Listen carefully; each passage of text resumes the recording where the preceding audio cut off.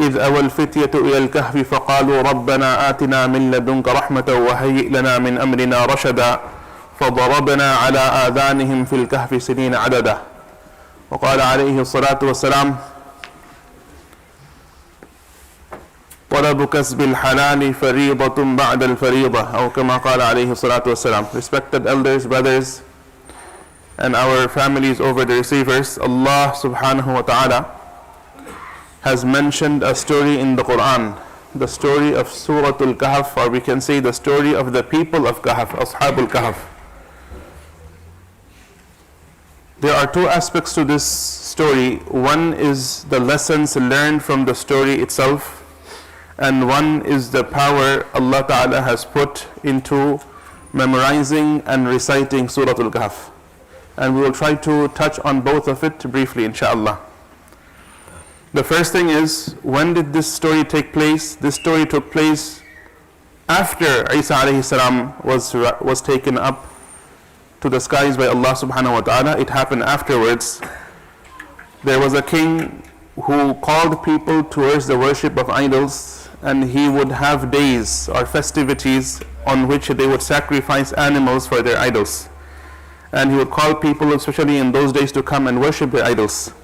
Similar to how the Celtics used to do in the time of Halloween. And the whole background of Halloween also stems from the same ritual, where they would sacrifice the animals before winter would come in, that blood to the earth, thinking it was in kufri beliefs or attached to each of these rituals. Sometimes we see our youth participating in carrying the tree of Christmas. And we're seeing debates taking place on different groups on whether or not it is okay to say Merry Christmas. These basic things, the origin of Christmas itself is also rooted in shirk and kufr. It had nothing to do with the birth of Isa alayhi salam. Isa alayhi salam was not even born in winter. Because from the story of Maryam alayhi salam, there was trees, there was dates, there was stream, everything was flowing perfectly. So it was not even winter when he was born. So when they are saying that they are celebrating the birth of Isa alayhi salam, it has no connection with the birth of Isa alayhi salam. Always it was these trees, and then these people, these Santa Claus, and then these lights. There was no electricity at the time of Isa alayhi salam. So nothing that is happening in Christmas has anything to do with Isa alayhi salam. Even the people who studied the life of Isa alayhi salam from the Christians, they also say that it seems to be some pagan ritual which was manufactured many, many years after the Isa alayhi salam left the world. In a sense, he was lifted up from the earth. This is very important because it comes in the hadith. Rasulullah sallallahu alayhi wa sallam said, this once it so happened, Ibn Mas'ud radiyallahu anhu, he was in a wedding function. So he was about to enter the wedding function when he heard there was music in the background. As soon as he heard music, he left the gathering. Obviously he was a Sahaba, so the people were concerned that the Sahaba comes up to the wedding and then he walks away. What happened? What did we do wrong? So they said, Ya the companion of Muhammad sallallahu alayhi wa sallam, you were invited, and as a Muslim you are supposed to accept the invitation. However, you came up to the doorstep and then you turned away. What happened? Then he said that I saw the disobedience of Allah taking place. And I heard my Habib sallallahu alayhi wa sallam say, Man kathara sawada qawmin fahuwa minhum. Whoever increases the number of a particular group will be considered to be from them. Whoever, I'm saying it's very important to remember this. Sometimes we say, oh, it's just a New Year party. It's just a ball drop we're going to see. There is nothing wrong. In the sense, it's just very harmless. We'll be seeing it from very far away. We'll be using binoculars. Whether it's a July 4th firecracking ceremony, whether it's a ball dropping ceremony on New Year's Eve, it doesn't really matter what it is. This hadith applies to each one of these programs, or each of these festivals, or each of these congregations and gatherings that take place. The hadith again, remember that Ibn Mas'ud radiyallahu anhu is not mentioning this hadith on some type of a Christmas party. He's mentioning this hadith at a wedding in which the disobedience of Allah was taking place. He says, Man kathara sawada qawmin fahuwa minhum. If someone becomes a means of increasing the number of a particular group, he is going to be considered to be of people. If they're happy with their action, if they're happy with their activities, then Allah Ta'ala will consider this person to be part of that action.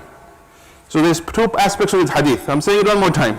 Man kathara sawada qawmin fahuwa minhum. If someone himself participating in one of these functions increases the number of those people, then Allah will consider him to be from them. وَمَنْ رَضِيَ عَمَلَ قَوْمٍ فَهُوَ مِنْهُمْ فَهُوَ شَرِيكٌ فِي عَمَلِهِمْ. If someone is happy and satisfied with the action of a particular group of people, Allah will consider him to be part of that action. These are two very hadith which are should make us extremely worried and concerned. There is no such thing as it was just a harmless. It was just, he wanted to go out with his friends. She wanted to go and, join her friends. There is no such thing as that. This is so dangerous that if Allah was to send the adhab, then that person would be part of the adhab. We're thinking that I wish I was there. I wish I could also join them. Then Allah will say, even though you are physically not there, you are going to be considered to be part of their action. That means the same sin that they will be committing in the disobedience of Allah, you will be part of the same. And if we look very carefully, in each of these festivities, usually nothing we can see good happens in them. In the New Year's ball drop party, everyone is carrying a bottle of wine. They're spraying each other with wine. They're drinking wine. And that's why they have so much police and so much cordon off that we shouldn't have drunk people driving and crashing into each other. All this security, why? So that there is none of these. The reaction of this sin, it does not impact too many people. So may Allah Ta'ala give us the understanding, being an example for our children.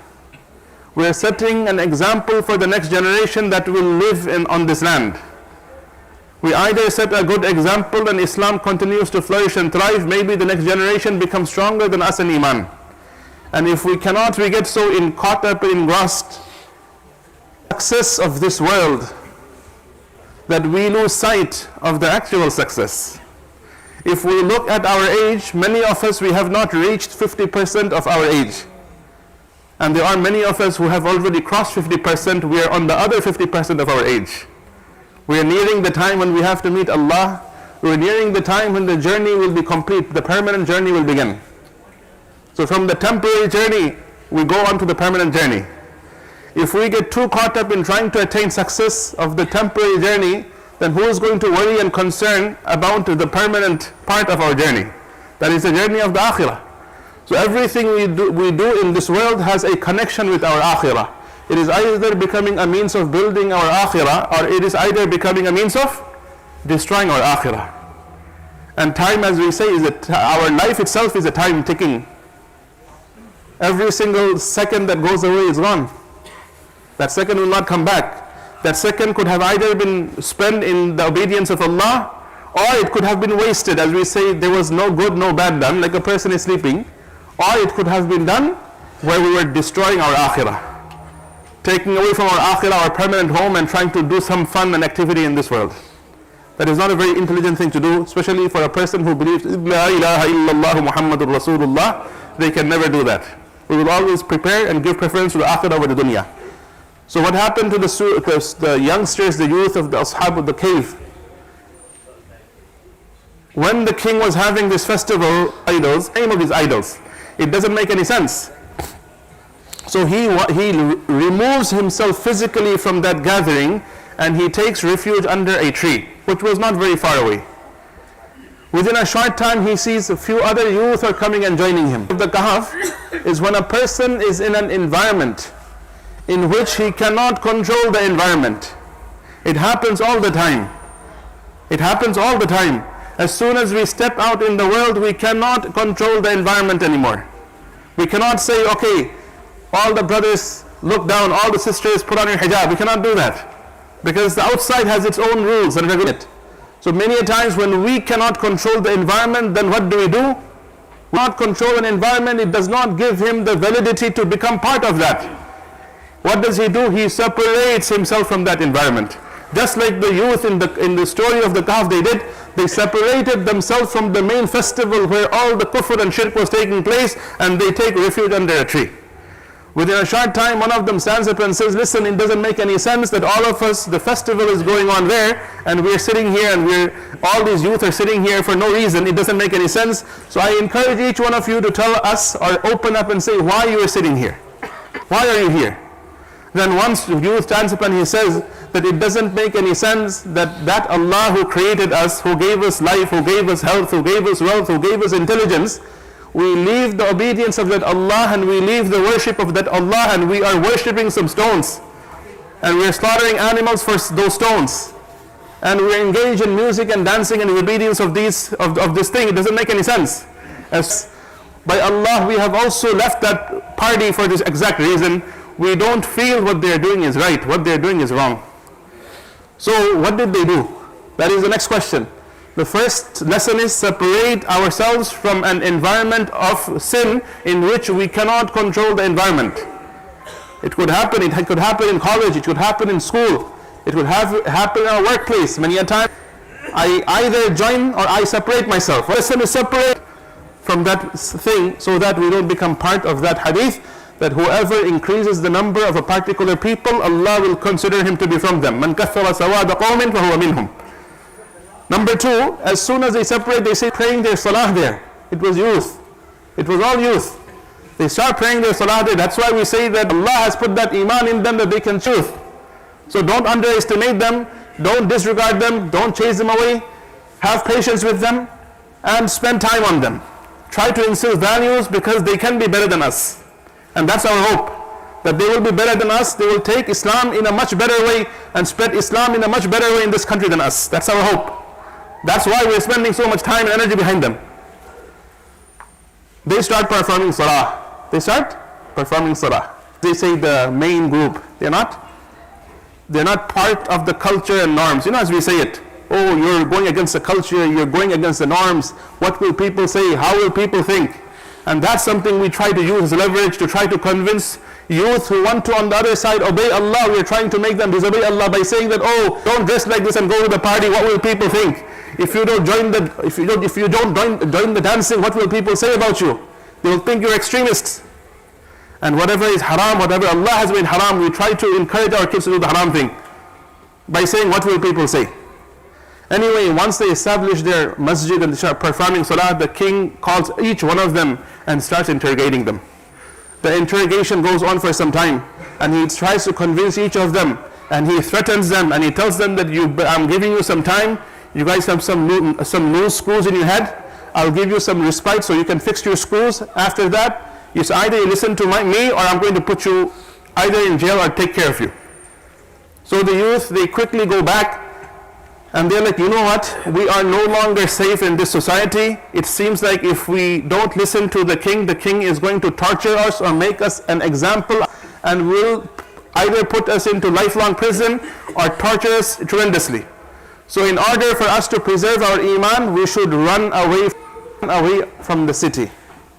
Then Allah Ta'ala mentions in the Surah Al-Kahf, فَضَرَبْنَا عَلَىٰ آذَانِهِمْ فِي الْكَهْفِ سِنِينَ عَدَدًا. Where do they run away? They run to a cave nearby, and then they are told they're divinely guided to enter the cave. They fall asleep for over 300 years.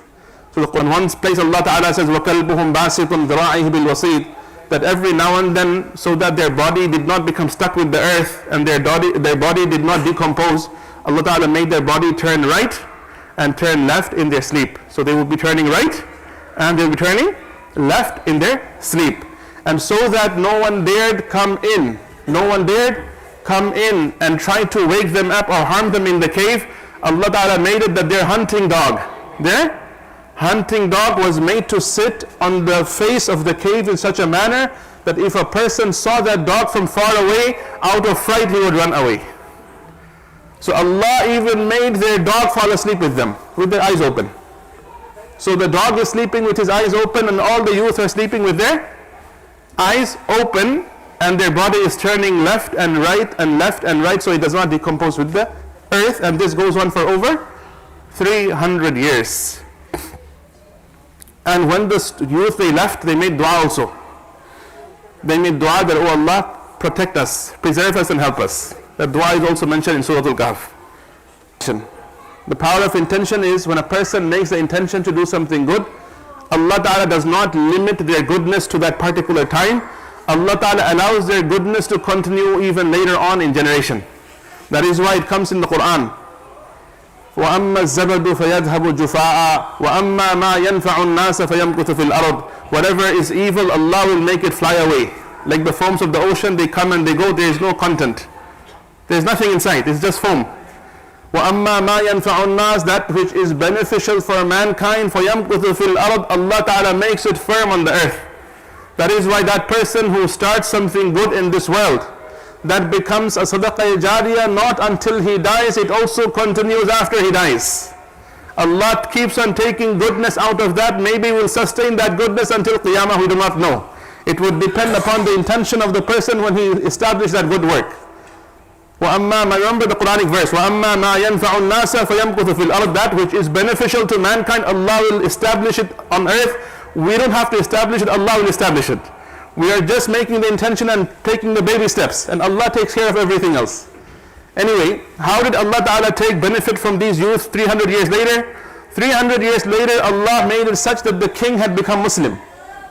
The king had become Muslim, and the whole population also came into Islam. But then a new attack of shaitan came. The new attack of shaitan was doubts regarding the day of resurrection.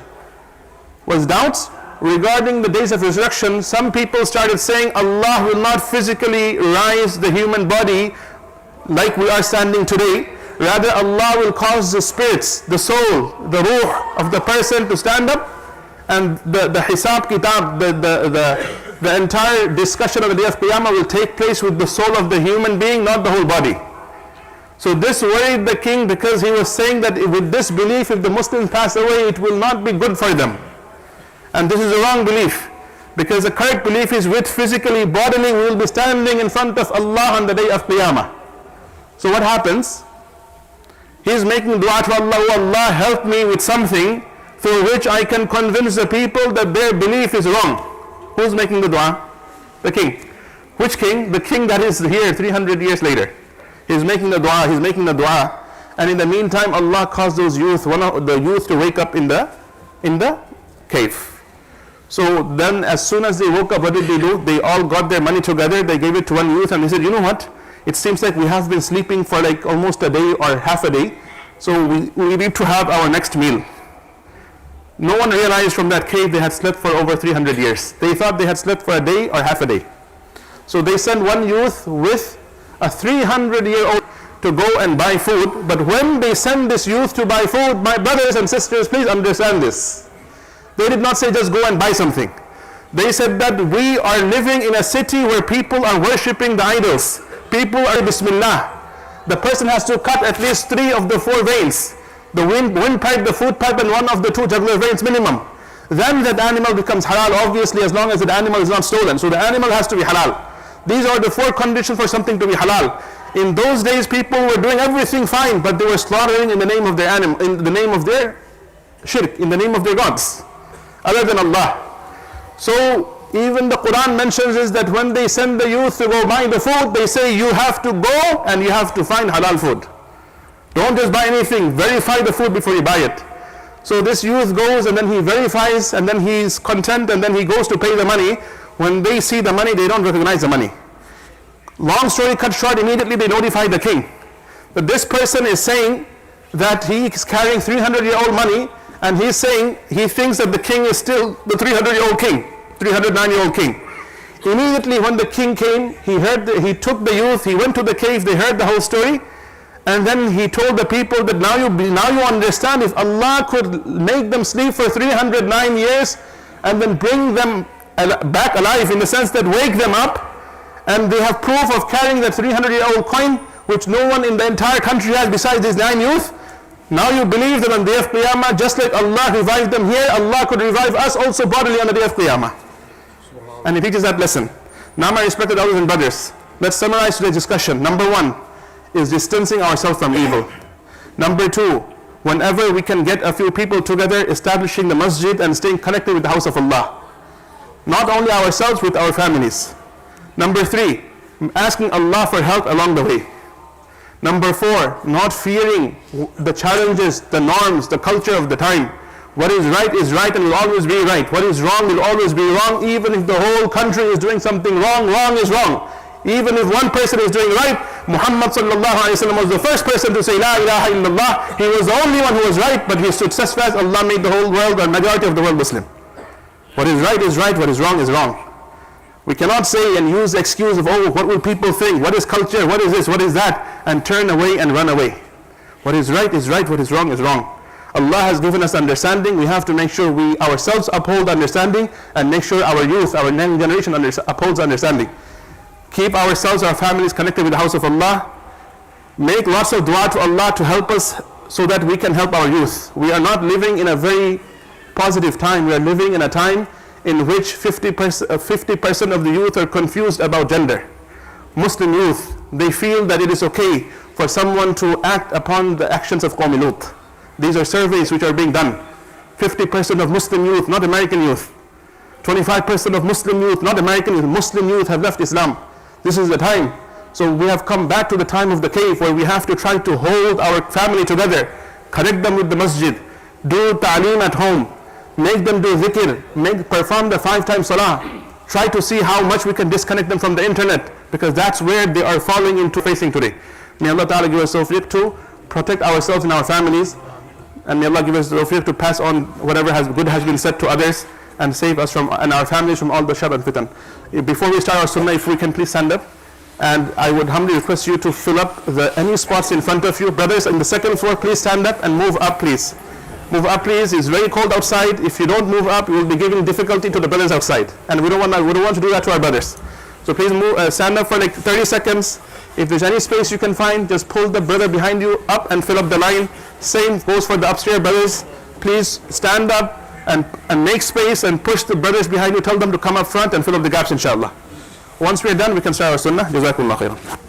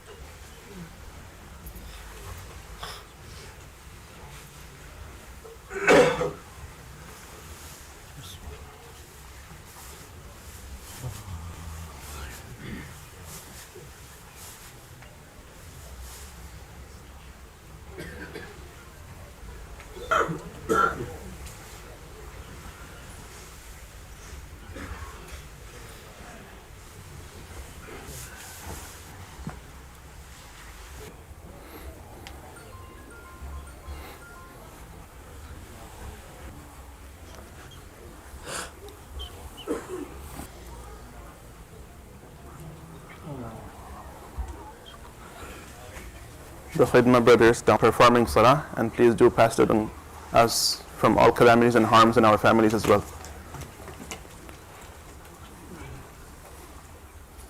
There is two up naturally. It has to be built up through education. It has to be built up through education, and the education of connecting ourselves and our families with the Quran. That is why I request our adults, all our brothers, that whenever we hear that there is a proper Dars Quran, a weekly tafsir program where they're going over the tafsir, I don't know if he's going to give a right explanation or not, but when we have in our local masjid, local community, and we physically know there is a Quran, Dars Quran, we should try to participate. We should read to someone who is a hafiz, someone who is good in Quran, and say, can you listen to me and see if I can improve myself? So it's not those parents and the kids are motivating the boys where they're learning the classical Arabic, so gradually they can understand the Quran directly by reading the Quran, and they don't need all the youth who haven't joined also join the Dars of Quran, improving the life of our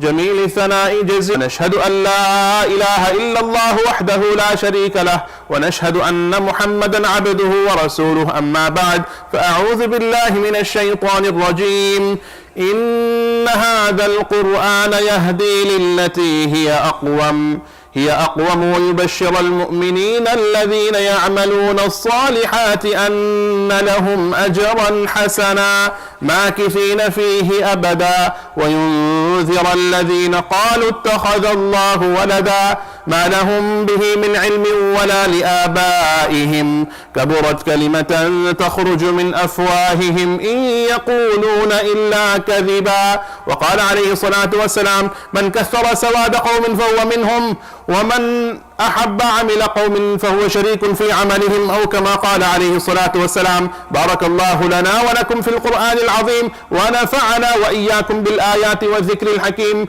أستغفر الله لي ولكم ولسائر المسلمين فاستغفروه إنه هو الغفور الرحيم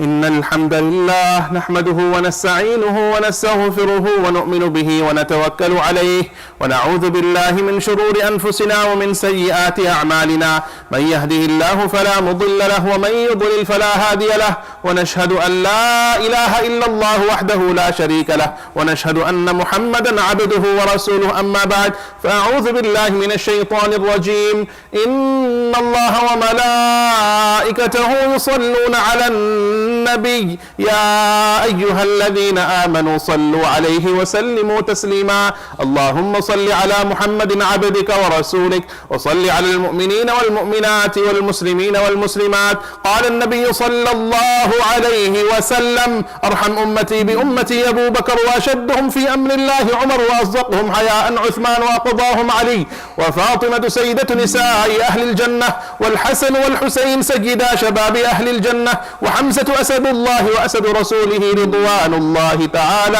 عليهم أجمعين اللهم انصر الإسلام والمسلمين اللهم أعز الإسلام والمسلمين اللهم انصر المسلمين في كل مكان اللهم انصر من نصر دين محمد صلى الله عليه وسلم واجعلنا منهم اللهم أعن أخواننا في فلسطين اللهم أعنهم على عدوك وعدوهم اللهم العن على عدوك وعدوهم اللهم خالف بين كلمتهم اللهم زلزل أقدامهم اللهم أنزل بهم بأسك الذي لا ترده عن القوم المجرمين عباد الله رحمكم الله إن الله يأمر بالعدل والإحسان وإيتاء ذي القربى وينهى عن الفحشاء والمنكر والبغي يعظكم لعلكم تذكرون.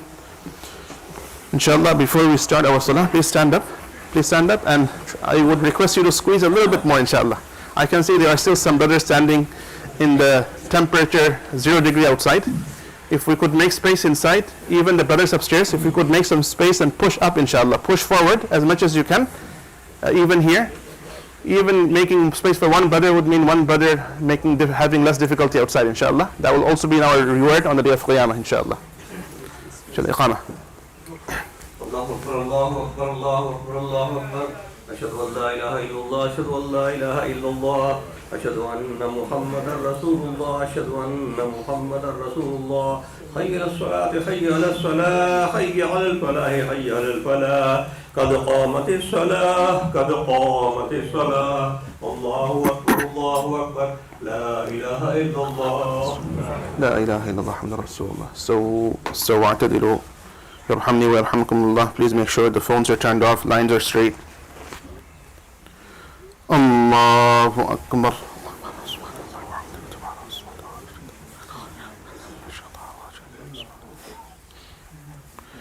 الحمد لله رب العالمين الرحمن الرحيم مالك يوم الدين إياك نعبد وإياك نستعين اهدنا الصراط المستقيم صراط الذين أنعمت عليهم غير المغضوب عليهم ولا الضالين آمين.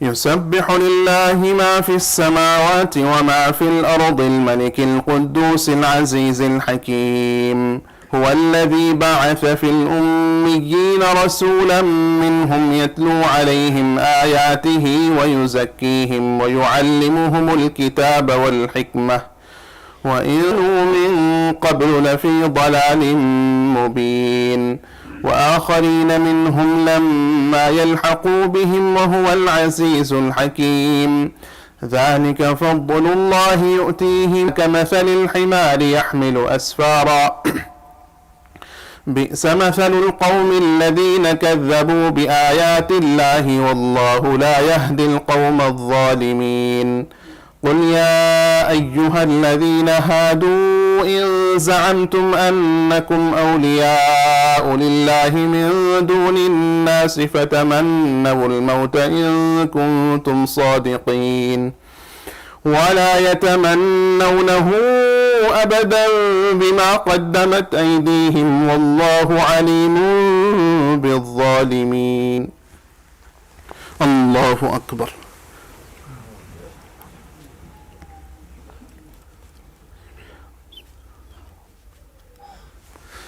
سمع الله لمن حمده. الله أكبر. الله أكبر.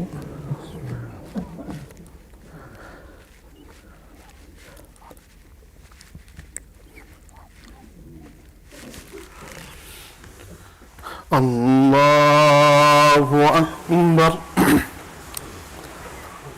الحمد لله رب العالمين الرحمن الرحيم مالك يوم الدين إياك نعبد وإياك نستعين اهدنا الصراط المستقيم صراط الذين أنعمت عليهم غير المغضوب عليهم ولا الضالين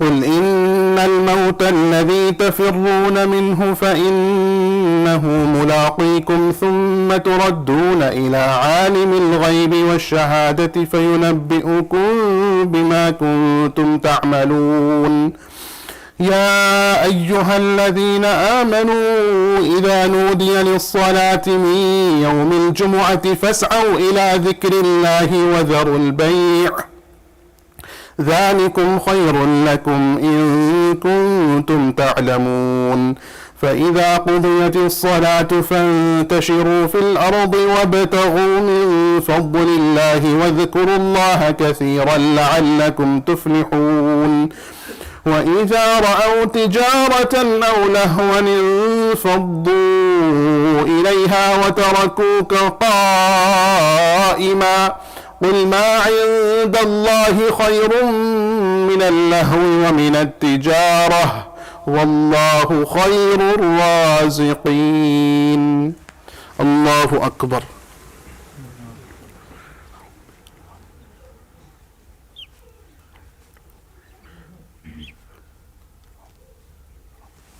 سمع الله لمن حمده. الله أكبر.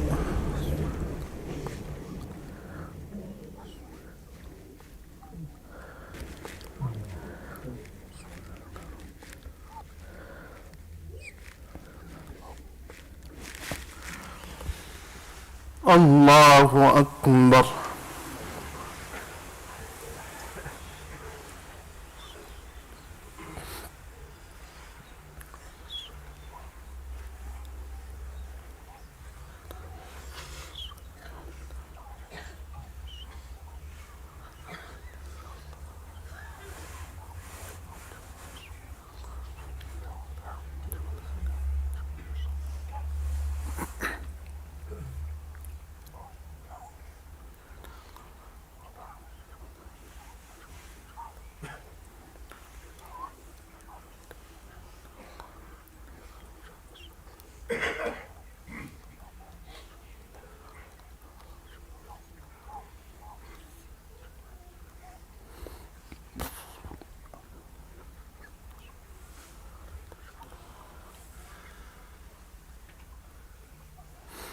السلام عليكم ورحمة الله.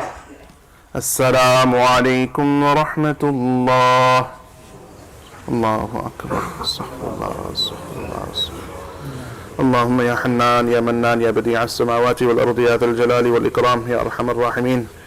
جزا الله عنا محمدا صلى الله عليه وسلم ما هو أهله. اللهم ربنا آتنا في الدنيا حسنة وفي الآخرة حسنة وقنا عذاب النار. اللهم رب ارحمهما كما ربياني صغيرا. اللهم ربنا هب لنا من أزواجنا وذرياتنا قرة أعين واجعلنا للمتقين إماما. اللهم إنا نسألك العفو والعافية والمعافاة الدائمة في الدنيا والآخرة والشكر على العافية والدوام على العافية والغنى عن الناس. Ya Allah, all our brothers and sisters who have passed away, Ya Allah, please grant them Jannatul Firdaus without reckoning. Ya Allah, whoever is sick, Ya Allah, please grant them shifa. Ya Allah, whoever is going through difficulties, Ya Allah, please remove their difficulties. Ya Allah, have mercy upon our brothers and sisters in Palestine and Syria. Ya Allah, and wherever in the world they are being oppressed, Ya Allah, have mercy upon them. Ya Allah, strengthen them, accept their sacrifice and make it a means of hidayah spreading throughout the world until the day of Qiyamah. Ya Allah, protect our iman and the iman of our youth. Ya Allah, make us strong in our deen and accept the work of deen from our progenies to come until the day of Qiyamah. Ya Allah, accept our masjid and all our communities. Ya Allah, sallallahu ta'ala ala khayri khalqihim.